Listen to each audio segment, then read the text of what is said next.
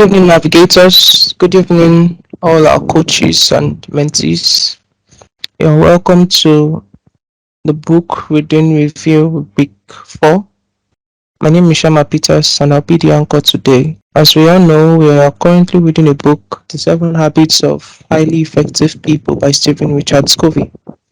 And you had been informed that every Sunday we will review a section of the book and have a group present to us on it. We were told that the group would have a presenter and someone who would supply light bulb moments on the group page. We were also told that the person who presents shouldn't be the person who had prepared the PowerPoint, and the whole idea is to foster team bonding amongst ourselves. So today we would be having Group 4 present to us. Group 4 is being supervised by Coach Quinslin. Group 4, you're up. Okay. Um, so good evening, everyone. Good My name evening. is Timothy, and I will be presenting on behalf of four. I'd like to begin with a story, something that, and this is something this like a true life story, an experience that I had a couple of days ago. I believe you can all hear me. Yes, I can hear you. All right. Some weeks ago, maybe some days ago, I think yeah, sometime last week, I was actually walking, in the street, and I saw someone walking a dog, and the person is actually holding a leash, dragging the dog along. The person is, wherever the person is actually directing the leash, the dog is following. And something struck me. So the dog, even though the dog like was trying to take something, was trying to, um, so the dog was trying to pick out some things on the ground, but the fact that the person was actually holding the leash and directing the dog, it's made it impossible for the dog to do that, and the dog was just trying to follow with whatever the owner is trying to do. And it struck me like on the habits one that we actually said about that. We have to be proactive, we have to be self-aware, we have to be conscious to make our decisions. And then I thought about the fact that many people today they are actually like not making their own decisions. It's as if someone else is making it for them. And that's why that habit one is really important because it is in being proactive, it is being able to think for yourself, it is in being able to be conscious of who you are. That's when you can really think. Like, so if you are trying to begin something with the end in mind, that means the end is in your mind and you're trying to imagine how the end is going to be like. Well, if you're not someone that is really trying to think, like on yourself independently, then how can you really say you want to start anything to have the end in mind? So today we're going to move on to habit two, which is begin with the end in mind. And it's really important to realize that if we do anything, like if you are trying to do anything, it's always in our best interest to always make sure that we have the end in mind, which is actually the goal of this chapter. So what does it mean to begin with the end in mind? It means that you start with a very clear understanding of your destination, of where you're trying to go to, of what you want to do, like of the outcome of what you're trying to do. That's what it means to begin with in mind. So again, I like to talk out of partner experience because I'm able to relate a lot of things that I've experienced personally with what we. And I remember that there was a time I think in 2020 I was learning a skill, and I've learned this skill for about 4 years. Like after 4 months of learning this skill, I just lost interest. And it's actually a very a um like an IT skill, a tech skill, like something that is in demand. It's an in-demand skill. So it means it's something that I should be like that I should have the enthusiasm to actually further. But then after about 4 or 5 months, I just lost the interest.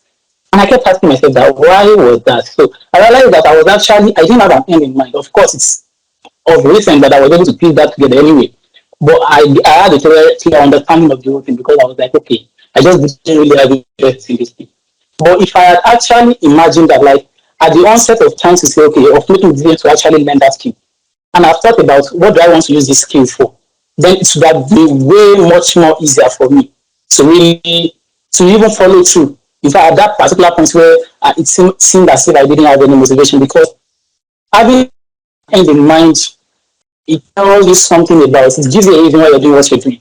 So if you don't have an end in mind, you just find yourself dabbling into things and then getting out. You'll never be able to accomplish one thing they are trying to do. But those of us that read the book, the introductory part of talking about imagining your funeral. And the summary of that is just that what do you want people to say about you by the time they're dead? Right? Like, yeah. And so imagine your funeral, what would your parents say about you? What would your siblings say about you? What would your co-workers say about you?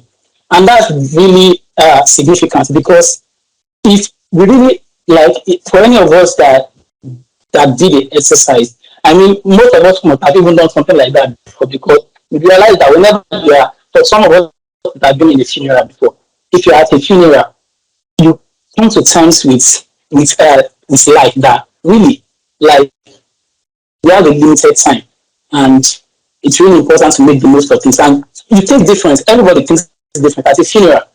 And so now imagine yourself being the person in the coffin, and imagine what people will be saying about you. That can really tell us about you know about, it can even give you a sense of purpose, a sense of the things that you want to do. So if you in the previous slide, I think you see a quote by Oliver Wendell. If Dan, can you move to that slide? That that part where there is the Oliver Wendell. So she said something that what is behind us and what is before us. Yes. So what lies behind us and what lies before us, they are tiny matters compared to what lies within us. And so what that is saying is that, like, what lies within us is really, really important in anything that we do, because what lies within us is what matters to us. And if you are able to know what lies within us, then it will really inform other aspects of our life. Be able to define the kind of goals that we'll be pursuing. We won't just do something because everybody else is doing it. So everybody is jackpotting to UK or to Canada or to United States. Because there is something, doesn't mean you won't relocate if you want to go. You will be doing that, you know, based on information, like in an informed manner, because you would have come to terms with what really matters to you and be able to make the correct decision. So what lies before us, and at most times, what lies before us is actually what we are looking towards. We're always looking at the end goal, like, okay, I want to do something. Okay, everybody's doing something like this, so I want to do something like that. Without really looking in ourselves that, okay, does this thing that I want to do, does it really accord to me? Maybe it's working well for someone, maybe someone is thriving in that thing, but does it really accord to me also? So you have to like always investigate what lies within you, because it is like that's the process of you knowing yourself. If you are able to investigate what lies within you, you are able to, in fact, that's you practicing that self-awareness that Abituan talked about. It is you practicing that being conscious, like being a sentient being, like being able to think for yourself, and it will really inform every step that you take along the way. So if you can move to the slide that talks about the efficiency and effectiveness, and this is something that really matters also, because most times when we don't do things with the end in mind, we find ourselves doing a lot of things. Look at the instance I gave you about myself just learning a skill because my friends were doing it. Well, the key is you there today actually. It's not as if, in fact, it's something that I really, really do enjoy. Um, I mean, it's a tech skill. Everybody is trying to like have one tech skill or other nowadays because of the dynamics of the world. But then I was, and I have been, efficient in the fact that, in the sense that I was able to understand whatever I think that I was doing. But it was like, as far as I was concerned, it was not really effective, because, like, definition of effectiveness is saying successful in producing the desired or intended result. It didn't produce any result.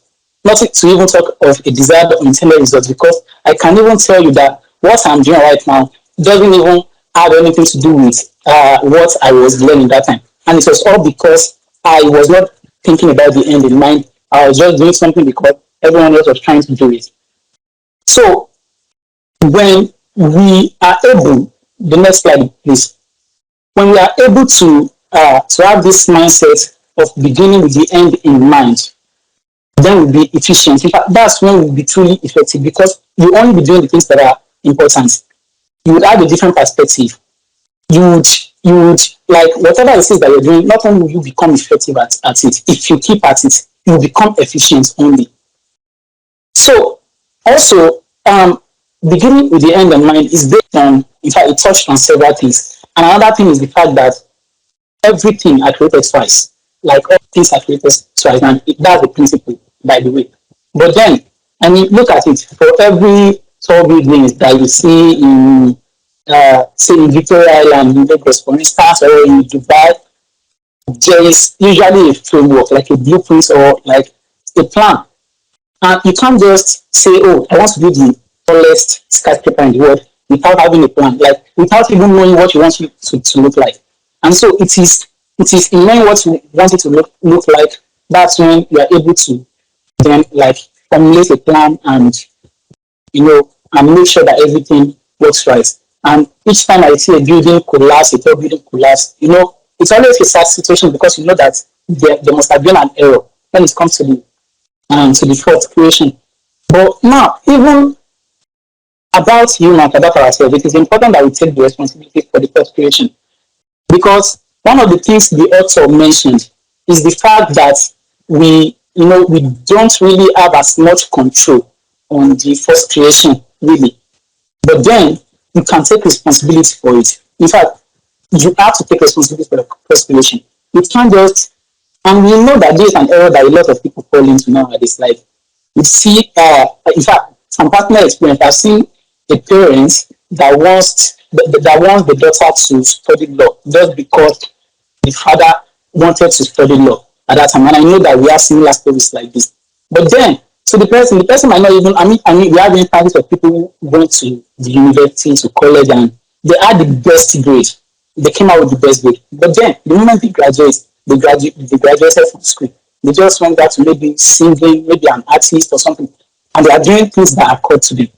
That's the part of you being the architect of the second creation. You have to design the way you want your life to be. So you have to take responsibility for that for that first creation. You're talking about a default or design. So default is the first creation. I mean, you don't really have a choice the country you are born into. Like by nature, by default now, by default, people that are born in the United States, they have a like they have a slight advantage, like when it comes to the political or the economic situation, like as compared to what is happening in Nigeria, what we're experiencing in Nigeria. But despite that fact, you can take the responsibility for that situation. Like coming to terms with the fact that okay, this is my default state, this is where I am right now. How can I define myself? How can I recreate myself? How can I make myself out of the second creation? The first creation is mental, right? And the second creation is physical. Then that means you can actually do something. In fact, for a building to transform from being a framework or a blueprint to the physical structure that we want to see, there have to be a lot of process that go into that. And that process is where you have to come in and you have to take responsibility for it. Then we talked about, like we also talked about having a creed, like a personal philosophy or something that drives you, right? And that's important also because most especially in the present when a lot of people really like everybody wants to live the country even without having a very good plan of what they are going to do, where else they're going to. But because everybody is living, I mean, people have different reasons for living. That's fine. It's not for me to say. But then, I mean, if you have a personal creed, you have a philosophy, then you can always make every move you make uh, based on what occurs to you. Because at the end of the day, like going back to that first exercise, like imagining your funeral, honestly, it gets to like as you keep going, you get to that point when the things that used to matter to you, that you think used to matter to you, you realize that they don't really matter to you because you've been focusing on the wrong things all along. You've not been able to really get yourself properly. But if you have a personal philosophy, you have a creed, you'll be able to, in fact, even if you have the wherewithal to do something, you have every resources needed to actually pursue a particular goal. Maybe because everyone is doing it, but because you have your own personal philosophy and you have something that really moves you, you'll be like, um, sorry for that. So you'll be like, no, I have to do this in a different way. I can't just do this because everyone else is doing it. I That way you'll be able to, like, whatever it is you are making, whatever decision you're making, it's going to be dependent on what really occurs to you. And so then, you know, this now brings us to the part where you identify those things are really that are centered to your life. You know, because that will be the sort of your in the quiz we're actually talking about those four factors. That we have security, we have guidance, we have wisdom, we have power. Security, that will be your sense of worth, and guidance will be your source of direction, right? And then wisdom would be your own perspective of life according to the author, and the power will be your capacity to act. And it's very, very important for you to know, uh, like for you to identify the center of your life, because a lot of things, like the things that are around us, actually inform those four factors. So for people that are any guy, I think there are about 10, what is it called again? 10 centers, right? And for some people, they are spouse centered, some people are money centered, some people are work centered, some people are different things, friend centered, some people are fame centered. But you know, it's really important for you to be aware of what's happening in your life, so that you are not, so that for someone that is spouse centered, for instance, whenever their spouse is not feeling, like maybe the emotions of their spouse towards them is inconsistent, then it will affect their lives also. So that's what the author is trying to say, that you have to really be careful of how you are centered, and you have to achieve a balance. Of course, there is nothing wrong in being centered, but a balance is needed, because at the end of the day, you know, we are power centered in one way or the other. I mean, for everything that we love, we are centered towards those things. If you love money, then you'll be money centered. If you love your job so much, in fact, you're more likely to be job centered. And you may think that there's something like loving something so much, but then it's just to the point where that thing, where an unexpected change in the behavior or in the circumstance of that will begin to not affect your own personal life. So that's why it's important to achieve a balance. And that is the point where the author is actually really encouraging us to find a principle center, because that principle center, it removes the emotional part. Like you are able to make decisions, not just based on emotion, not just based because, oh, I love Nigeria, I can never leave this country. I don't even know why people are leaving the country. You know, that's emotion talking. It doesn't really, it's not really, you're not putting yourself in a position where you're able to think logically about what's happening and what you want to do, and what really matters to you, and how you want to achieve it, right? Then, so it's really like it's those centers, they are alternative centers, but then we can all find the balance and find a principal center. So we have to create a principal center, and that way we don't just react to situations. Like we don't just react to situations without really thinking through about it. So like if you find yourself in a situation where you have to make some difficult choices between two or more things that you love, and you know there's a very high probability that you would love something much more than the rest, and you might be slightly biased towards it, which might make your judgments not be accurate. But then if you have a principal center and you're able to really think about the options that you have, and your priorities and the things that matter to you, then you're able to make a very, like, logical and sensible decision that will afford you. I mean, it will be a win-win situation in a sense, because you won't be compromising one thing for the other too much. At the same time, you won't be neglecting things that really matter to you. So, in conclusion, we all really like have responsibilities in every aspect of our lives, and this is the question that we constantly have to ask ourselves. Going back to the funeral situation alone, the imaginary situation, there should be something that really matters to you. There should be. You can't say I have no choice in this. It is that dog the example I cited earlier, that didn't have a choice. The dog wanted to eat something, but the owner just moved the dish sideways, and the dog had to follow. But we are not robots, and we are not animals. In fact, that's what differentiates us. And it's high time we started moving like, or making decisions that humans should make, to become self-aware that yes, I'm a sentient being. I can make this decision on my own. I can think about, really investigate internally, think about the things that really matter to me. Think about what gives me meaning, what what would make me live a fulfilled life, like a meaningful life, living a life that at the end of the day, when you happy, like if you ever have the privilege of you being somehow being present, even at your own funeral, you'll be able to be like to be impressed with yourself, so to speak, at what people are saying about how you lived your life. So as a father, as a friend, as a church member, a neighbor, a brother, whatever society or social circle that you find yourself, always ask yourself what you want to achieve because you'll be making the most of your time. You'll really be making the most of your time and you'll be channeling your energy to the things that are right, to the things that are really important to you. You would be organized. You won't just living, you won't be living in a roller coaster. I think the author mentioned that also. You won't be living in a like today you are high, tomorrow you are low, today you are happy, tomorrow you're depressed. So you're able to really identify that things, take responsibility for every aspect of your life, know exactly what you want to achieve, then to be for the better, to be a win situation, like I said earlier. So you have one life to live, plan carefully and choose wisely. Thank you. Thank you very much for wonderful presentation. I love your slides actually. Your slides are beautiful.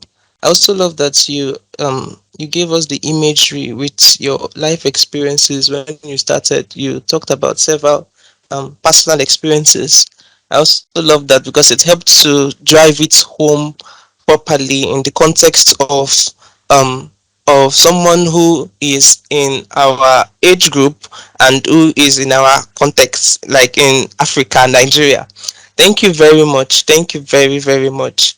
Thank Um, you. Thank you. this is the point where we get to make our comments, our contributions, on what he has said and on the book generally. Your insights, whatever you gleaned while you were reading. This is the point where you can share if we have any such people.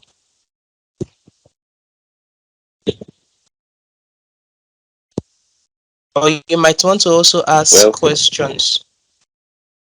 Okay, yes, okay, please can go I make ahead. a comment, Shama? Yes, sir, please go ahead. All right. Excellent presentation there by Timothy Olani. I really enjoyed the presentation. I love the feel of the slides, professionally done. And many of us who are here, we are all here and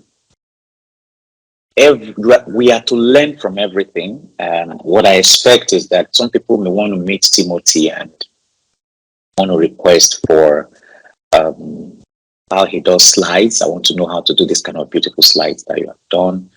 By the way, Timothy was our first volunteer in NWN. He was our content writer for over a year plus before, you know, while delivering on that job, he honed his skills and all the things. When he went for the interview, I don't know, the video is on YouTube. When he went for the interview, apparently the interview was random knowledge. And because he was our content writer, he had to be reading far and wide and be able to um, glean from different sources. So he was able to stand out in the interview and talk intelligently, way, way above his peers. And he got that job with KPMG. Are you still with KPMG or you've moved to another I'm still senior there. role? I'm You're still still with doing the work. KPMG. Okay, so he's a consultant with KPMG. And I'm so glad that he's on the LRI program.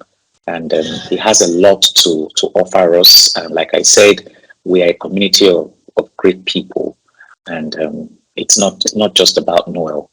Uh, all of you here have the seed of greatness, and our job is to unlock that greatness. Somebody will say, "Oh, they've been so busy." Let me tell you my schedule since yesterday. I woke up maybe after sleeping late. I woke up at about 6 a.m. and I walked all through the day. Guess what I was doing? I was busy coding. I'm actually in a master school, and it is quite demanding and I needed to catch up. So I worked all through the morning, all through the day, and then I had a church program to speak at. So I didn't sleep until my own time here, 6 a.m. this morning. I rested a bit and I got up and I just had breakfast, and I'm here with you. And why is it so easy for me to be able to stretch myself and make those decisions? Um, it's because of how I've worked on my mind. I've been able to identify what is important to me.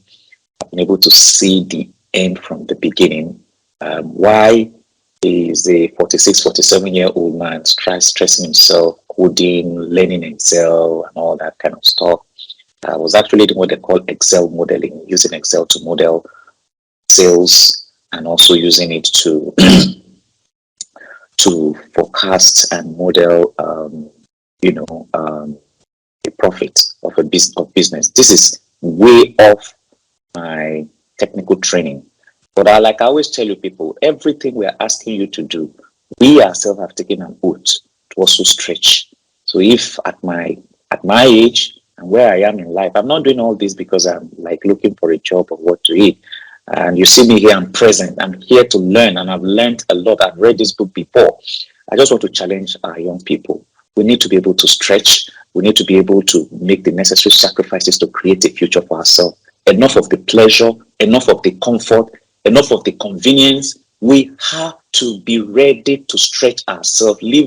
Life is not just about convenience. Life is not just about pleasure. And if you continue to live that way, you will continue to just remain on the same spot. Sometimes there is need to stretch, and when there is need to stretch, let's stretch.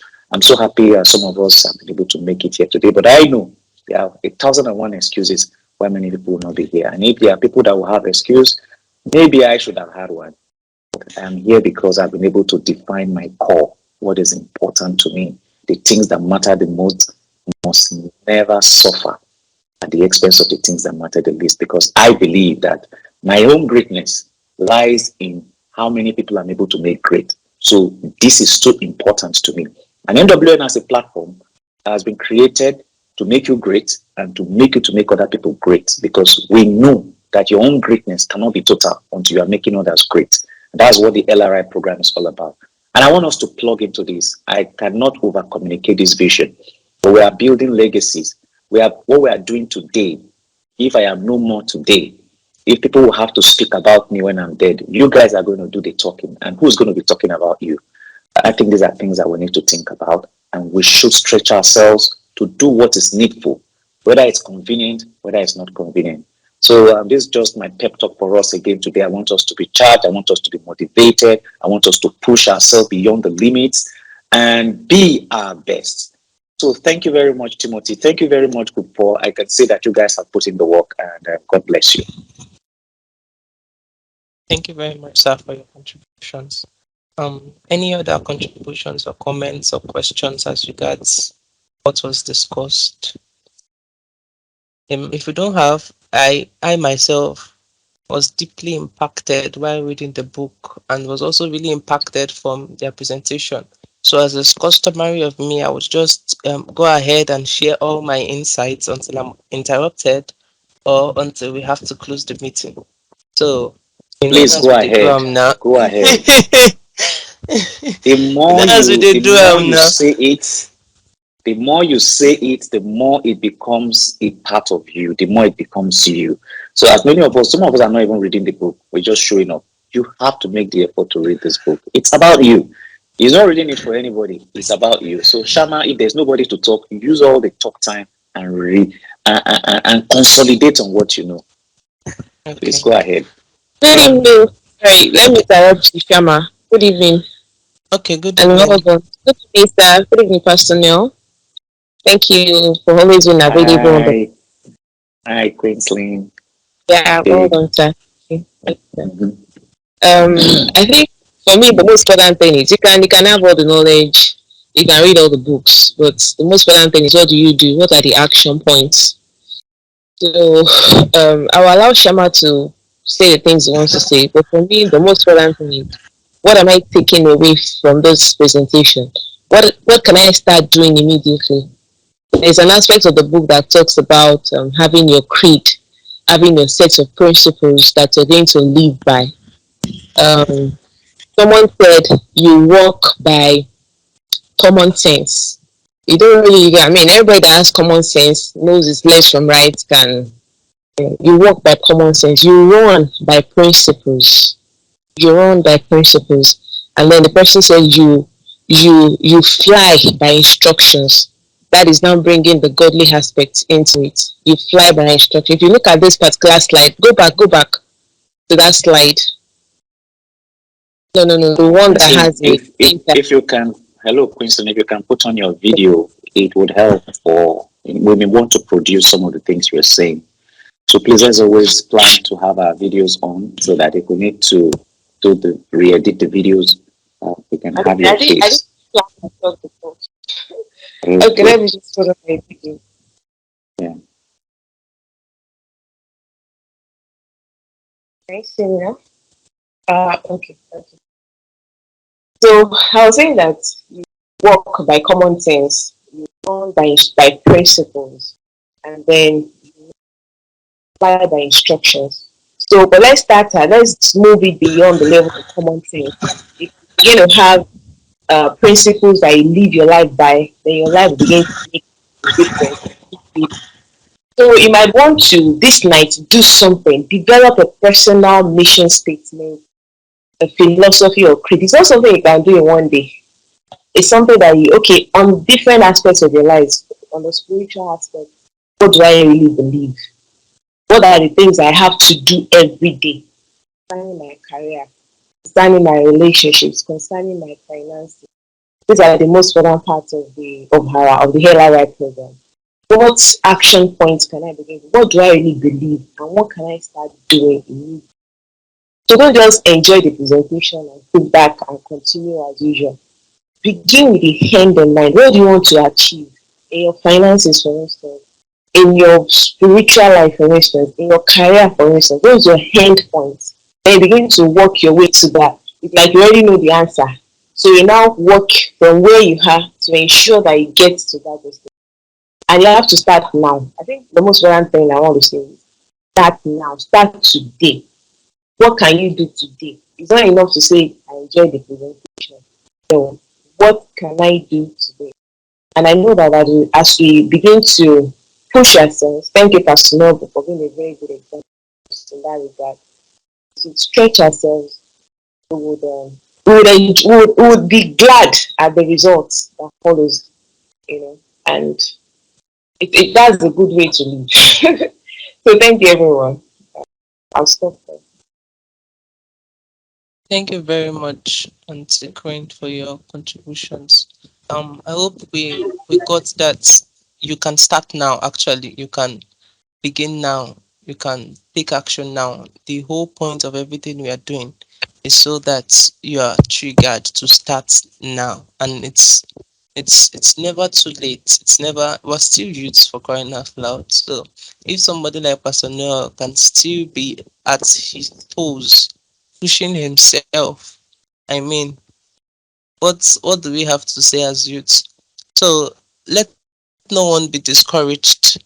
And some of the things that hold us back in this kind of when this kind of knowledge or when this kind of instructions come is past experiences of should I've tried this thing before now. I've planned my year before, I've done this before, do this before, and at the end I was not as productive as I had planned. And those kind of experiences can hold us back actually. But I think the most important thing is how did you do it previously? How did you do it previously? If anybody has any personal issues with setting his goals for himself, he can reach out. It's not something that you're supposed to do, or it's not something that is mandated that you do by yourself. There is a way. That is the whole essence of the mentorship program, so that you can be guided on how to effectively set out your goals and achieve them, how to effectively lay out your visions and achieve them. That is the whole essence of the whole mentorship program. There are quite a number of things that stood out for me in the book. Sorry, Shama. Okay, Before you go on, okay, I'd like to say something. please go ahead. Okay. So for me, the what stood out for me while I was reading this book was identity. God That bless you says very if you much. don't if you God don't has develop to really bless you, self-awareness, Damilari. you don't develop self-awareness and become responsible of your own first creation, you allow people create what you're not for you. So that's one thing that really, really, really stood out for me while I was reading the book. So if you don't know your identity, if you don't know who you really are, people begin to toss you up and down and you follow because you don't know who you are. I think we need to start answering the question of who am I? If we really want to begin with the end in mind, we need to know who we are. I think that's one thing that stood out for me while I was reading the book. Thank you very much, Damilari. That is exactly where I was going to start from. I was going to say that my whole take, if I'm to give a general overview of what this chapter is about, or what I can even say the whole book so far has been about, is identity. What to be, how to be what you want to be. What is the most important thing that should be your goal as a human being? What is the how do you put that most important thing in perspective of your experience, of your unique experience? What should you be? How do you be what you want to be? Identity. It's and the man never said, he never spelled identity out. I didn't see identity. If you search it on the book, I don't think you would see identity as a word in this chapter of the book. But the So, whole idea is identity. The whole idea is identity. What to be, how to be, and how to discover. Yes, and how to discover what what should be your identity. And thinking about it deeply, as I thought about it while reading, I just came to the conclusion that, for we as Christians, there is a general mission statement hanging on our lives, right? The point of duty for the application of this book then becomes that mission statement, to which is, if you're a Christian, that the mission statement for us is become a son of God, right? Be the son of God in every sense of it. For us, as the point of duty in applying this book then becomes, how do I put that in my experience as someone who is a 300 level student at the University of Ibadan studying geology, um, building a career in data science and machine learning? How do I put that in the context of my experience? That is the way I saw the book, and that is the way I saw how we could go about applying the book. I love the imaginative exercise the author started with, about imagining your funeral. What do you want to be said about you? He said at some point in the book, he said, write your own eulogy, right? The statement that you want people to make. And I implore us to do that. I implore us to do that. I have started thinking about mine already, right? I've created a docs document, and I've titled it my eulogy, right? And I've started thinking about it. Okay, what is the statement I want people to make about me, on my funeral? What is the statement? So I love the imagery, the imaginative exercise he started with, because the truth is, when you think about that, like he spotted, many things change. Your perspective on life starts to change, meaning in life starts to change, um um visions, your goals, everything that you thought was meaningful to you, you start to assess them again to know, are these things really meaningful to me? Will these things really count in what I want to be remembered of me on the long run? It brings everything to perspective when you engage in that exercise. It brings everything to perspective. He said habit 2 is based on principles of personal leadership. I love that, Group 4 picked on that. He explained the difference between leadership and management. I don't intend to go into much details. I'll just I'll just highlight some of the things that really struck out at me when I was reading the book.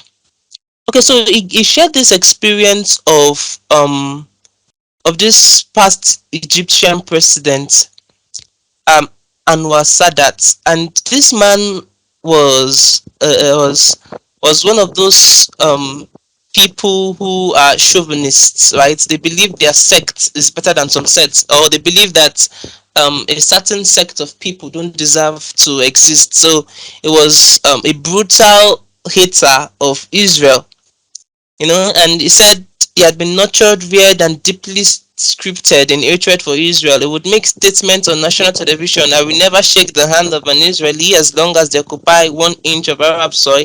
Never, never, never." And huge crowds all around the country would chant, "Never, never, never." He marshaled the energy and unified the will of the whole country in that script.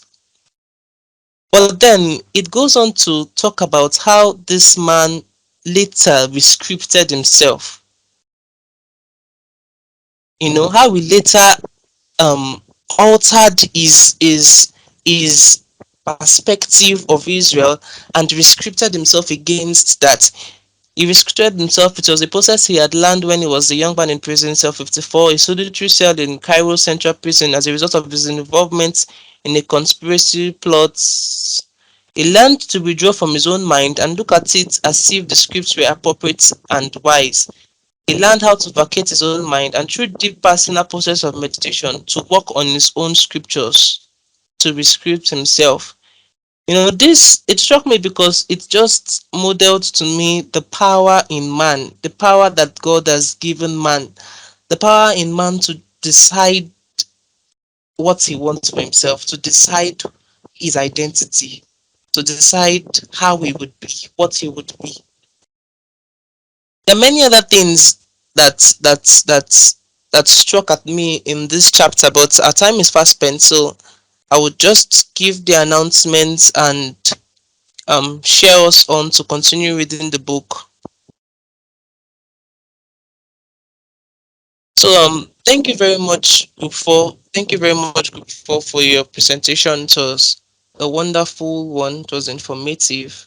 And if we don't leave with anything today, let us leave with the knowledge that you have the power to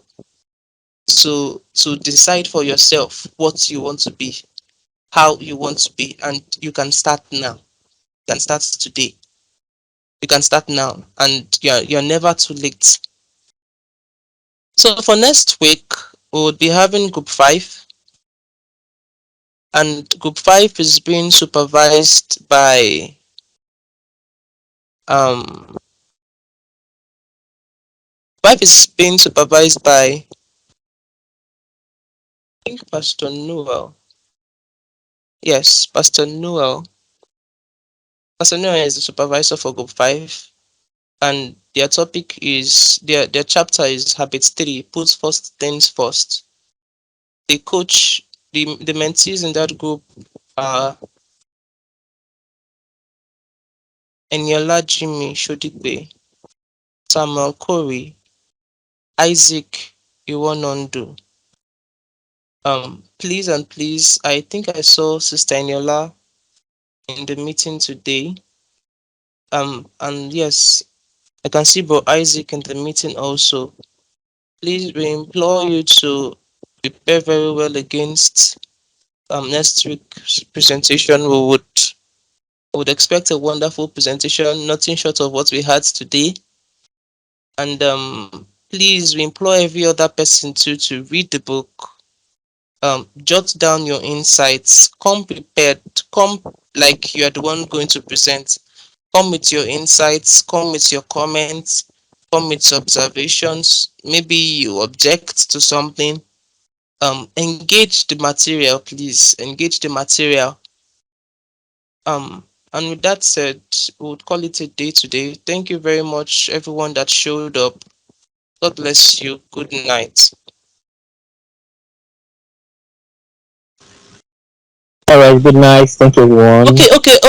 Before we go, please, before we go, I just got information now that I should let the house be aware that another set of individuals will be taking over the anchoring from next week.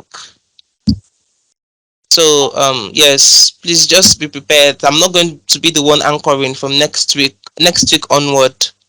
All right. Good night, everyone. Right, Shama, thank you. So Okay. thank you very much Thanks, and a great Shama. job Thank you. to everyone. Good night, everyone. Ah, thank you so much, Shama. Well Thank done. you. Thank you. Well done. Bye bye.